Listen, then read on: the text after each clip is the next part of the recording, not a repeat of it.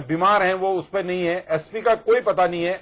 और गौरी कुंड से गुप्त काशी से लेकर के केदारनाथ जी तक लगभग जो है कि 16 किलोमीटर गौरी कुंड से केदारनाथ जी की पैदल यात्रा है और लगभग 30 किलोमीटर का ये बीच का रेंज है। इस पूरे रेंज में मुश्किल से 2 पुलिस के एसआई और 6 और 7 पुलिस के सिपाही हैं। वहां न कोई पटवारी था, न कोई फार्मासिस्ट दवा देने के लिए था, न कोई डॉक्टर वहां पर को था, न होमगार्ड का कोई सिपाही था। मतलब इतनी खराब स्थिति थी कि उसका हम बयान नहीं कर सकते। उसके बाद जब हम कल सुबह वहां से सीधे रामबाड़ा गए, रामबाड़ा के बाद गौरीकुंड गए, गौरीकुंड में उतरने की व्यवस्था भी नहीं थी, रामबाड़ा में उतरने की व्यवस्था भी नहीं थी। एक जगह हमने बमुश्किल हेलीकॉप्टर उतार करके उन दोनों प्लेसों का दौरा करके हम केदारनाथ जी गए।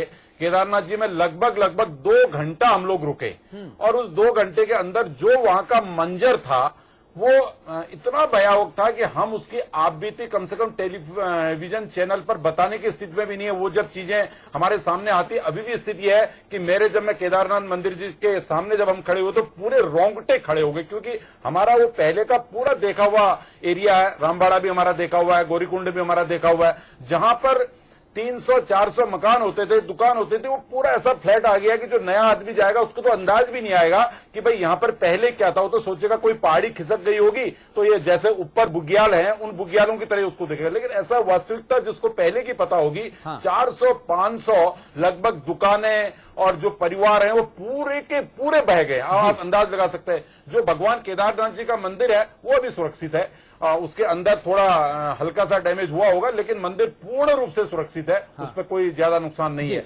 अग्रवाल साहब के पास चलूंगा, अग्रवाल साहब से जवाब लेना चाहिए। अग्रवाल साहब, कम से कम आज तो हम किसी राजनीतिक पार्टी के नुमाइंदे न बन के इंसान बन के बात करें, आम उत्तराखंडी बन के बात करें।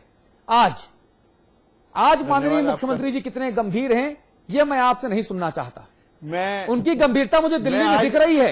राहुल गांधी के बर्थडे का केक कटवाया गया रात में और उसके पहले प्रेस कॉन्फ्रेंस की गई। अतुल जी, मैं आज आपकी अदालत में आने से पहले ही मुख्य सचिव से इन सब मुद्दों पर स्वयं बात करके आया हूं। और जब मैंने ये मुनाफाखोरी की बात सुबह अखबारों के माध्यम से सुनी और मैंने फिर डायरेक्ट रुद्रप्रयाग भी अपने कुछ मित्रों को फोन किया, मैंने तुरंत मुख्य सचिव से बात की और उनसे यह निवेदन किया कि जो सब कुछ हो रहा है मुनाफाखोरी का, इस पर कड़ी से कड़ी कार्रवाई करें। तो उन्होंने बात समाचार पर मुख्यमंत्री जी ने कही थी कि कार्रवाई होगी। परसों मुख्यमंत्री जी ने इसी वक्त ये बात कही थी कि काला बाजारों पर कार्रवाई होगी, लेकिन मैं स्वयं ये बात मुख्य सचिव से करके आया हूँ जितनी मेरी हैसियत। अरे भाई साहब, मैं तो मुख्यमंत्री से मैंने फोन पर खुद यहीं पर लाइव बातचीत की थी, इसी शो में इसी वक्त।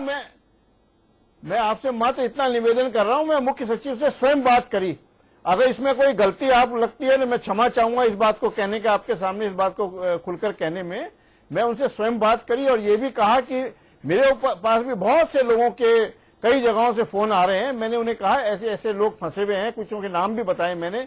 उन्होंने मुझे कहा कि हम दिखवा रहे हैं। फिर मुझे पता चला कि जिन लोगों का मैंने नाम बताया, कहीं से मुझे सूचना मिली वो फाटा में है, वो लोग अपना इलाज करा रहे हैं किसी के यहाँ रुककर। तो इन सब चीजों पर चर्चा करिए। और मुनाफाखोरी जो लोग भी कर रहे हैं, निश्चित रूप से हमारे ऊपर कलंक है, रोंगटे खड़े करने वाली ये आपदा है। और इस तबाही के सारे कलंक, कितने सारे कलंक अपने ऊपर लेंगे आप? ना, कितने सारे कलंक अपने ऊपर लेंगे आप? अतुल जी, पूरी की पूरी सरकार दिल्ली में क्या कर रही थी, चाहे वो इंदिरा हृदय हो, जसपाल यार्रा हो, हरक सिंह रावत हो, मुख्यमंत्री हो, तमाम अधिकारी हो, पूरी की पूरी सरकार आपदा के वक्त दिल्ली में क्या कर रही थी? मेरे प्रेस कॉन्फ्रेंस तो देहरादून में भी हो सकती थी। आपके सामने ये बात कर रहा हूं मैं।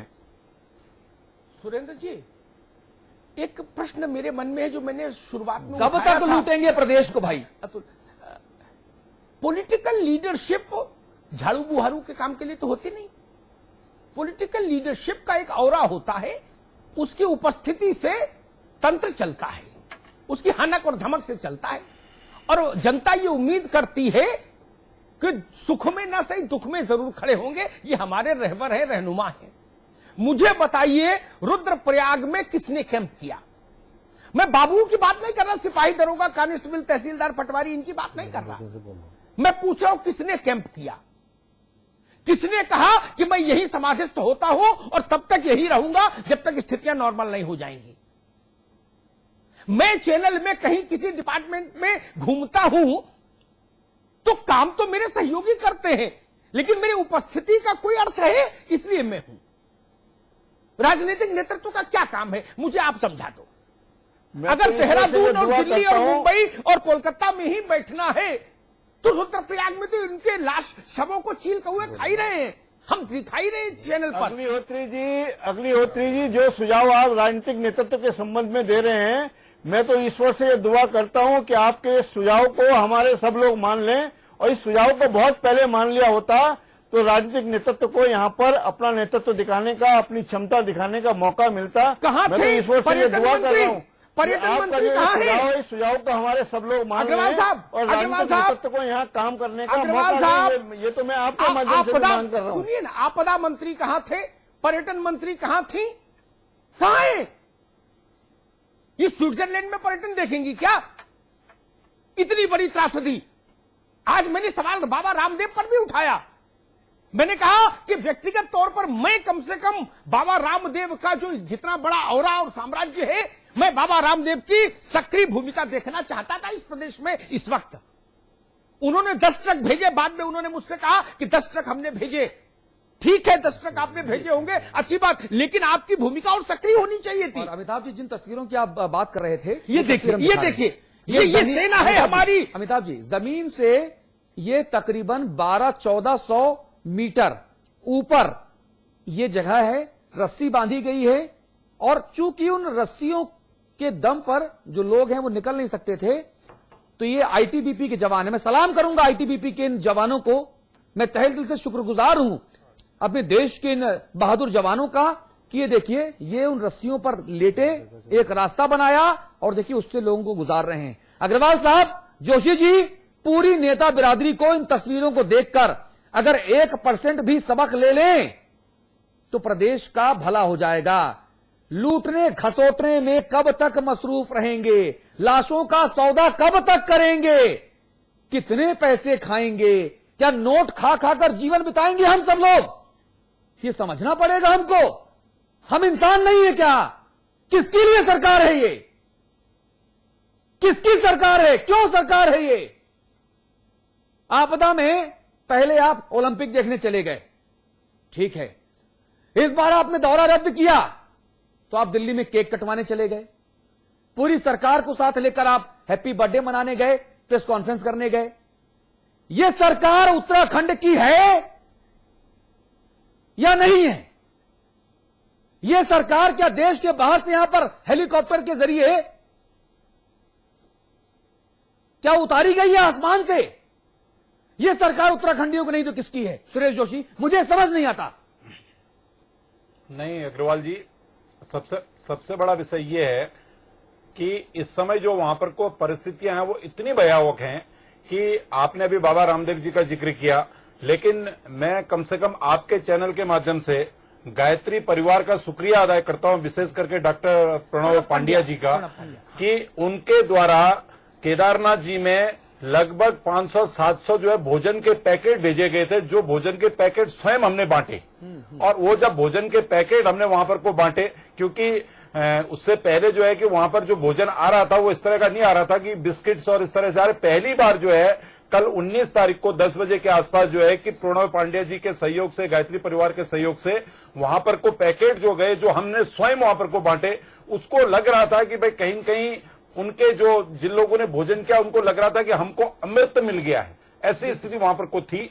तो इसलिए जो है कि आज समाज में ऐसे लोग भी हैं कि जो आगे बढ़ चढ़ करके सेवाएं कर रहे हैं। लेकिन आज आप जिस विषय को कह रहे, देखो मैं उस मंजर को, उस सीन को देख के आया हूं, इसलिए मैं कतई राजनीति करने के मूड में नहीं हूं और मैं कतई ये कहने के लिए, मैं कोई दोषारोपण करने के लिए भी यहां पर नहीं बैठा हूं। मेरा आपके चैनल के माध्यम से, चाहे वो प्रदेश की सरकार है चाहे वो देश की सरकार है, एक आम नागरिक के नाते मेरा निवेदन है, आग्रह है कि जो परिस्थितियां बनी हुई हैं, अभी भी वहां पर स्थितियां बहुत खराब है, अभी भी सुधारी जा सकती है। देखो, जिन लोगों को हमने बचा लिया और जिन लोगों को अभी भी बचाना है और जो आगे की अभी कार्रवाई करनी है, आपने लूट का मंजर कहा, देखो मैं उस विषय पे भी नहीं जाना चाहता हूं, लेकिन मुख्यमंत्री जी को तत्काल अभी जो है कम से कम 2-4 आईएएस वहां पर बिठाने चाहिए, वहां पर को 2-3 मंत्रियों का कैंप कराना चाहिए और उसकी स्वयं मॉनिटरिंग विजय बहुगुणा जी को करनी चाहिए।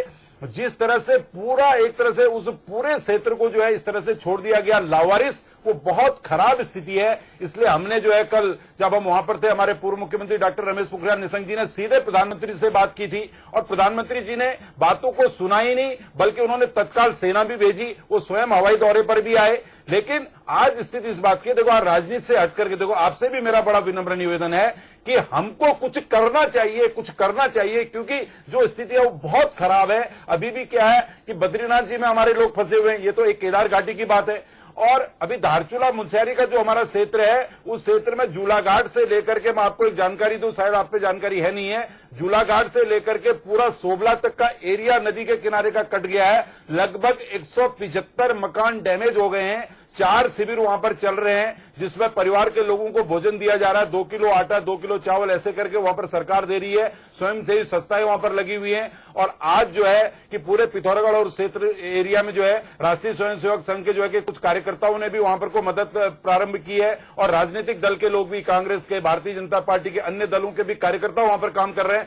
इसलिए आज जो वक्त है, जो उत्तराखंड बर्बाद हो रहा है, जिस देवभूमि की हमने कल्पना की थी, उसके लिए हमारा सबका प्रयास एक होना चाहिए कि हम एक अच्छा मैनेजमेंट कर करके जो हमको भारत सरकार से मदद लेनी चाहिए वो लेनी चाहिए। जो हमारी मीडिया हमारी मदद कर रही है, मीडिया से हमको मदद लेनी चाहिए जहां से हमको मदद मिल सकती है। जैसे विभिन्न प्रांतों के मुख्यमंत्री लोगों ने, अखिलेश जी ने, शीला दीक्षित जी ने, शिवराज चौहान जी ने, नरेंद्र मोदी जी ने, ऐसे कई मुख्यमंत्रियों ने हमको राहत दी। हम उनका भी शुक्रगुजार है कि हमको राहत दे रहे हैं, क्योंकि आज जो सबसे बड़ी जरूरत है वो इंसानियत की जरूरत है। हम सबको मिलकर के राजनीति से दूर हट करके एक प्लेटफॉर्म में आकर के उत्तराखंड को बचाने के लिए, उत्तराखंड में जो हमारे देश के हजारों लोग फंसे हुए उनको बचाने के लिए प्रयास करना चाहिए। ये मेरा आग्रह और निवेदन। नहीं, आप बिल्कुल सही बात कह रहे हैं। मैं आपके साथ पूरी तरह से अपने आप को संबद्ध करता हूं, अमिताभ जी को, अविकल भाई को और समाचार प्लस की संपादकीय टीम को संबद्ध करता हूं। हम बता दें आपको कि राहत लेकर चलो उत्तराखंड नाम से एक कैंपेन हम भी चला रहे हैं। हमारे पास सैकड़ों की तादाद में हर दिन पैकेट आ रहे हैं। हमारा ये संकल्प है कि हम 20 ट्रक राहत सामग्री वो उत्तराखंड में इस आपदा से प्रभावित और आपदा के पीड़ित लोगों तक पहुंचाएंगे। जरा रास्ते खोलें, फिर हम अपने नोएडा स्थित दफ्तर से और देहरादून स्थित दफ्तर पर, जहां आप सभी लोग, तीनों लोग इस वक्त बैठे हुए हैं, वहां से कई ट्रक सामग्री निकालेंगे उन क्षेत्रों में लेकर जाने के लिए जहां के लोगों को इसकी सबसे ज्यादा जरूरत है। और मैं फिर कह दूं कि लगातार हमारी स्क्रीन पर नंबर हम दिन भर दिखा रहे हैं। राहत लेकर चलो उत्तराखंड, ये हमारी इस मुहिम का नाम है। आप भी अपना एक्टिव कंट्रीब्यूशन इसमें सुनिश्चित करें और इंसान ही इंसान के काम आता है। ये आपको अब समझ लेना चाहिए। नेताओं को हमारे समझ में आए, सरकारों को समझ में आए या ना आए। एक ब्रेक ले रहे हैं, तुरंत लौट के आ रहे हैं। क्या मर गई हैं हमारी संवेदनाएं? क्या मौत पर मुनाफे का हो रहा है खेल? मौत पर मुनाफा।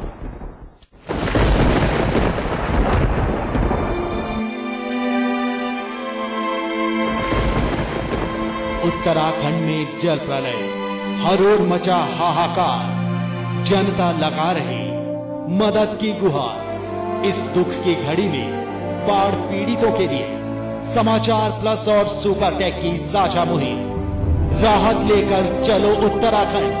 इस मुहिम में शामिल होने के लिए इन नंबरों पर संपर्क करें 0958222540, 012046463000। राहत लेकर चलो उत्तराखंड।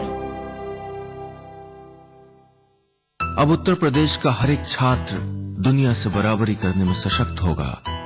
उत्तर प्रदेश सरकार ने वादा निभाया, लैपटॉप वितरण योजना शुरू हो गई है। हर इंटर पास छात्र अब इस योजना का लाभ उठा सकता है।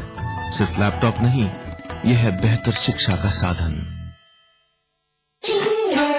आज ली क्या? And then interestingly,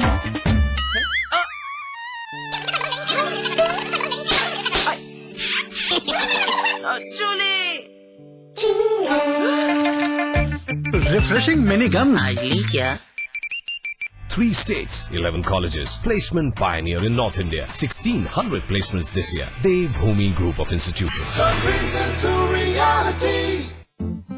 खोल दो इन खिड़कियों को, इन दरवाजों को, हाथों को, फिर से हाथों में डालो,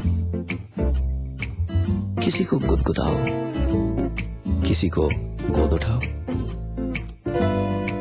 दोस्ती करो, मोहब्बत करो, पास पास आओ।